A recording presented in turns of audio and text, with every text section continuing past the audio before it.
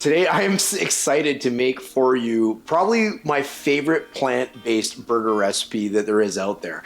Like so many of us, I was introduced to this recipe from a CBC video where I'm assuming, and I apologize, I don't remember the gentleman's name, but I'm assuming he was some sort of heart doctor or something like that. But he had gone to Toronto's Planta restaurant to see how they made their burger, and he met with a gentleman named Chef Lee. Chef Lee walked him through exactly how they make their burger at Planta. Now, I got so into this recipe. It was so tasty looking that I tried to recreate this, and I've done so many times in the past in my own kitchen. But I was so lucky one day to actually go and try this burger in person at the Planta location, one of its many locations. So today I want to bring this recipe to you. It's not my recipe, but it is a tribute to the Planta restaurant and Chef Lee's burger. You've got to watch the original video if you're curious. It is down below in the description. But for now, we're going to show you how to make this delicious plant-based burger, which is so good for you. It is packed with beans and lentils and everything good. There's nothing bad in here. So without further ado, let's get started. So to kick things off, we are going to get our food processor ready. A lot of this is going to be made in the food processor. And what I'm gonna do is I'm gonna start with some of the things that maybe could be a little finer for this recipe. So in here, we're gonna put about a small beet. Now, this is already pre-cooked, and you are kind of supposed to shred it. So rather than shred it, because I mean, that's obviously difficult to do if it's not cooked already. So what I've done is I've pre-cooked this. We'll throw it in the food presser to begin with. And we've also got about a cup or so of pre-cooked cremini mushrooms. So I did make these a little bit earlier. Again, we don't want these really big chunks of cremini mushrooms in there. So we're gonna put this in to the food processor as well. And we're gonna give it a nice little blitz to break it down. As we get this ready as well, we might run out of room, or you might run out of room in your food processor at home. So what we can do is we can kind of finish the mixing by hand and get that all put together so we can get our burgers started. So let's get this into the food processor, let's get it blended up, and let's go from there. All right, let's turn this bad boy on and pulse this a little bit, just to get these nicely broken up. We will scrape down the sides here to make sure we've got relatively consistent pieces. Now, this beet, it is going to help add a really nice kind of red color to these burger patties. You could also use beet powder, which is pretty convenient. I do have some in the fridge, but I wanted to stay true to the original recipe, so we will just continue going on like this. All right, so what's next? Well, we're gonna have about 1 can of chickpeas. These are pre-drained and rinsed. We're gonna do about a cup of black beans, or a can of black beans will do too. You don't have to be perfect on your measurements with this. And the only reason is because, I mean, it's obviously heavy in beans and lentils. So there's, you know, doing a cup of beans and throwing out the rest of the cup, or, you know, I guess you could save them for a salad or whatnot, but it's just kind of easier to put them right into this recipe. So you can see that we're starting to get a little more full in terms of what is in our food processor here. So I'm gonna go ahead and I'm gonna blend these and get these pulsed down really, really nicely. I'll take them out, put them into a bowl, and we'll finish with the rest of everything afterwards. Everything is gonna mix up really quite well. We'll pop this off and we'll just kind of brush this down a little bit here, and you can see it is quite full in there, but that's okay. We got a plan, so let's go ahead and do it one more time and get it broken down a little bit further. Okay, so that looks good. So let's go ahead and get a bowl, and we will get a big bowl here. Move some of this stuff off to the side, and we're going to just get this all into the bowl. And you can see already it's got a really kind of nice red, bright red, meaty kind of looking color. So, you know, part of cooking is not only making it taste absolutely delicious, which this recipe nails, but it's got to look good too. And oftentimes we're cooking for people that maybe don't eat, you know, strictly plant-based. So we got to make sure that they're taken care of as well, right? Because the whole goal here is to get everybody fed and everybody happy. So we've got that into our bowl, and what we're gonna do now is we'll just throw this back in. We don't need to worry about scraping it down too much. Now you can do about a cup of lentils. These are green or brown lentils, and you want about a cup of these. I'm just gonna use the whole can. I had a little bit of a bigger can, which is totally fine. So we're gonna break those down. I've got 1 cup of oats. We're gonna add those oats. That's gonna help retain some of the moisture in our dish here. I've got a 1/4 cup of nutritional yeast. So we'll put that in there as well. And you can use really any sort of kind of binder. I'm gonna use just normal cornstarch. You could use tapioca starch. You know, there's tons of different starches, so you can kind of use whatever you've got. I'm gonna put this in. This is gonna help keep our burger nice and firm. So I'm actually gonna do about an extra teaspoon there of that. And I'm gonna put in something that wasn't necessarily called for in the original recipe, and I'll tell you why. Nobody loves a mushy bean burger, and these burgers actually hold up really, really well. One difference that I recall eating the original Planta Burger is that I recall them actually deep frying it, which they didn't show in the CBC video because the outside was kind of crispy and whatnot. And we're gonna get these nice and crispy, but what we are gonna do to help them hold together a little bit better is we're gonna throw in a little bit of this stuff, Vital Wheat Gluten. This is going to help keep it together and give it a little bit of that kind of meaty texture that we're looking for. So I'm gonna, oh, that's probably more than I wanted there, but that's okay. We're looking for probably about 2 to 3 tablespoons. I'm actually gonna try and scoop a little bit of this out here, so it's not too much, but we can always add a little bit of liquid later if we wanna make sure that that's probably about 3 tablespoons. So that'll be okay, that'll do. So let's go ahead, we're gonna move this down here. Now, there's a couple things that we haven't added quite yet. The things that we haven't added yet, we want some really nice aromatics in there. So I've got a little bit of fresh parsley. I'm not gonna worry about chopping it too much because it's obviously gonna blend up quite nicely when it's in the food processor, but we'll get that in there. And we've got some rosemary. So we'll just make sure that we get this. So I used about a 1/4 cup or so of parsley, and for rosemary, and you could use the dried stuff as well if you want. The dried stuff is a little more fragrant, obviously, than the fresh stuff, but the fresh stuff just tastes way better. So for this, you'd maybe use about a teaspoon of dried if you were doing dried herbs, but or dried rosemary rather. But for this one, I'm just going to give this a little bit of chop because these might not quite get in there quite as well. But I'm going to use roughly about a tablespoon of this rosemary, and we'll get that in there. Don't have to worry about getting it too good, but we want to make sure it does kind of blend up rather nice in there. So we got that.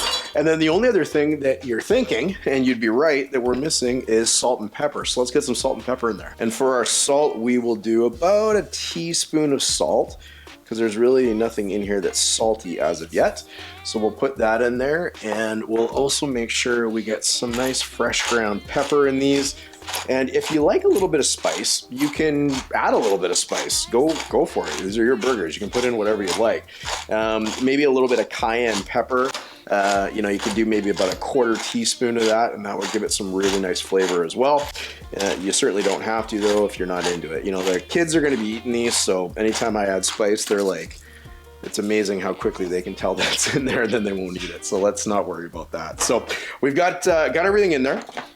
Let's throw our lid back on and let's pulse this one more time and see how it turns out here. So the lentils are a lot more broken down, obviously, so this is blending really nicely. And let's just take a peek and see how that looks. Looks a lot more dry than the other one, which is perfectly fine. Okay, it looks really good. I'm gonna go a little bit longer here just to be safe. There we go, I think we got it. So let's get this out of the way. Everything is nice and broken down, nice and consistent, and this is just gonna make for one delicious burger. So one of the fun things about that CBC video, if you haven't seen it as well, is you wanna hear Chef Lee say the word burger. It just is gonna make you want to eat it. So anyways, let's get this in here. It's nice and dry, so that'll make for some very easy mixing. And let's go ahead and let's just mix this with our hands and get it put together, and I'm gonna show you what it looks like in a moment. Long sleeves were not the best choice to do this with, but that's okay. So we're just going to try and make sure this is just nicely mixed. You know, it's very consistent in its color. You're not seeing spots of, you know, the second kind of stuff that we threw into the food processor and whatnot in there. It's just really consistent. So that's looking really nice. Let's give our hands a quick wash here. The best part about this is we can actually give it a little bit of a taste. because we're not using anything that needs to be cooked necessarily. So let's give it just a... And this is where we're really checking for the salt. The thing that blows me away with this recipe is the flavor of this, and just the fact that it tastes like meat and it's basically beans. It's just incredible. You know, where they came up with this and where they made this, I don't know. But anyways, that is phenomenal. So the last thing we're gonna do before we start building our burger is we wanna get this into the fridge. We wanna get it into the fridge for about 30 minutes, and the reason for that is because we wanna give time for the flavors to all kind of meld together. But the other reason that we wanna do that is we want to allow the burgers a chance to kind of firm up and bind a little bit better before we go ahead and cook them in our pan. So let's get out a baking sheet, then we'll get them in the fridge, and then we'll start building our burger. All right, so we got our baking sheet here. We're gonna get a little bit of parchment paper to make our life easier, so we don't have to worry about stuff sticking and whatnot a little bit later on.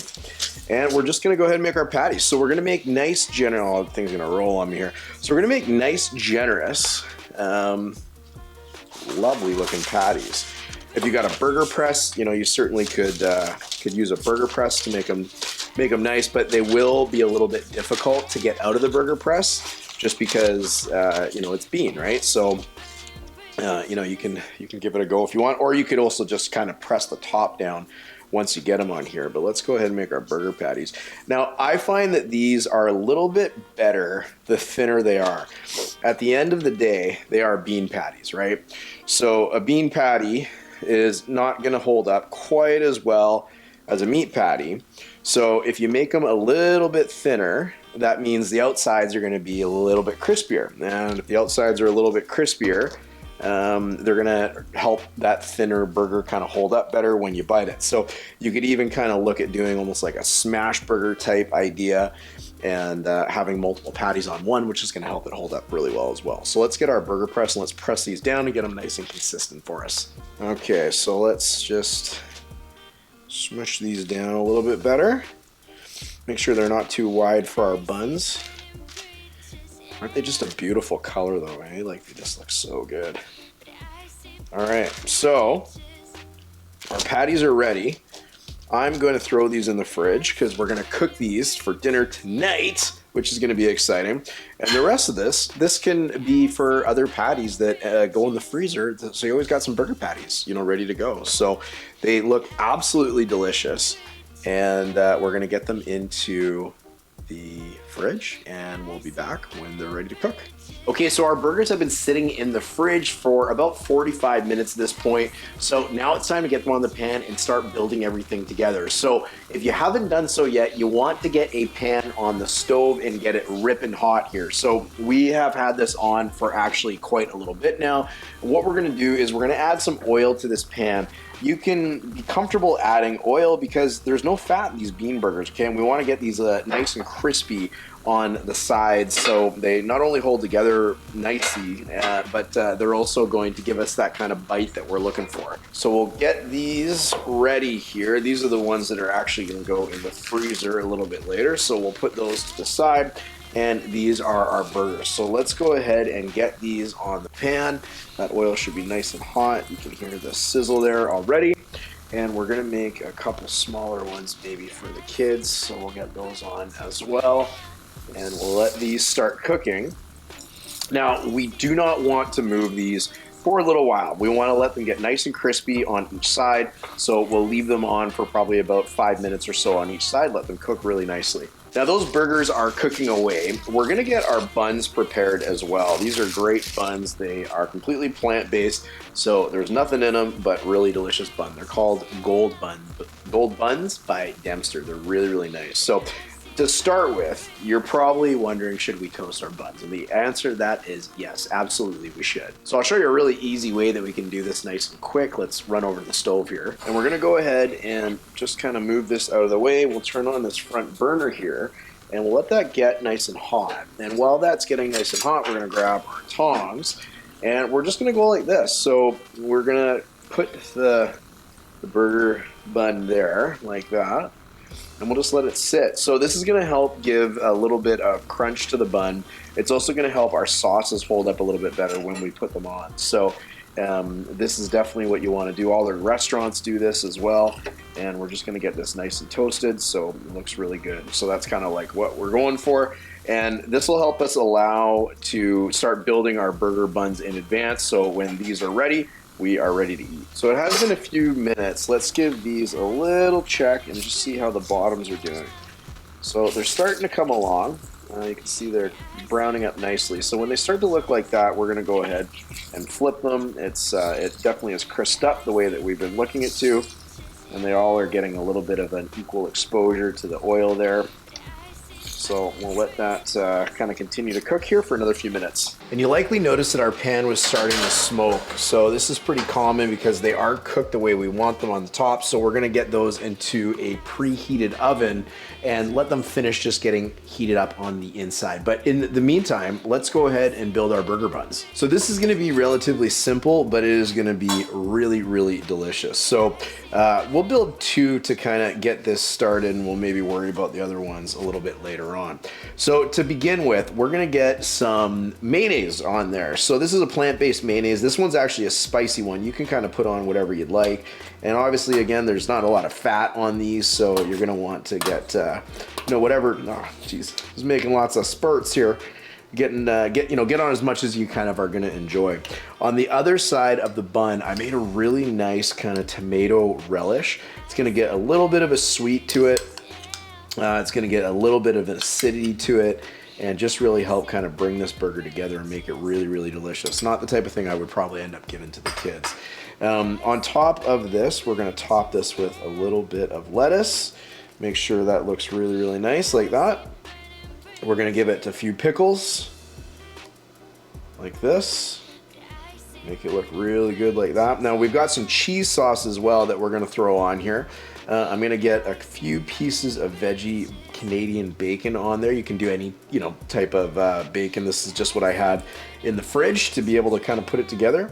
And now we just wait to get our burger patties on, and we'll give it in about another 5 minutes here. All right, I think it's time. Let's go ahead and grab our burgers, and we'll get this plated, and you're gonna see how delicious this looks. So let's pull these guys out of the oven, and we'll go ahead and start getting these plated.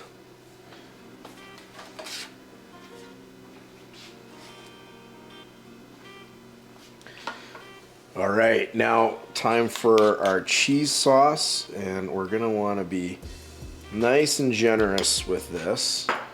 Actually, I'm gonna do this a little bit backwards here because it's gonna make quite the mess here once this gets going, but we're gonna be nice and generous with this. So you could use, pre-store-bought kind of, plant-based cheese and whatnot. This is just a nice cheese sauce that we had made previously, and this is just gonna be absolutely perfect for this dish. So let's go ahead and let's get that on like that on like that. And you can tell me what you think about how that looks. Okay, I think it is time to cut into these and give it a try. So let's put a little bit of pressure down here. Get this nice cut. Look at that, just oozing out. Oh my gosh, look at this, you guys. Oh my goodness, this looks good. All right, here we go.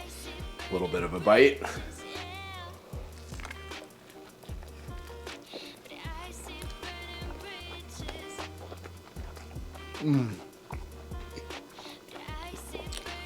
Oh my goodness.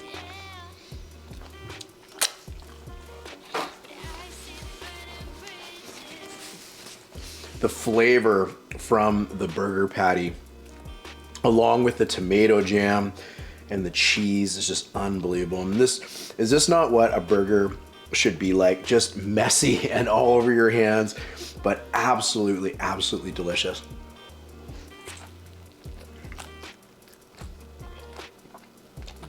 Guys, I am absolutely a wreck. I need to clean up. This is unbelievable. I hope you give it a try. It's one of my favorite burgers, an homage to the Planta restaurant. You're gonna absolutely love it. Give it a try, and don't forget to check out the next video when we're making another one of our favorites next. We'll see you over there. Cheers.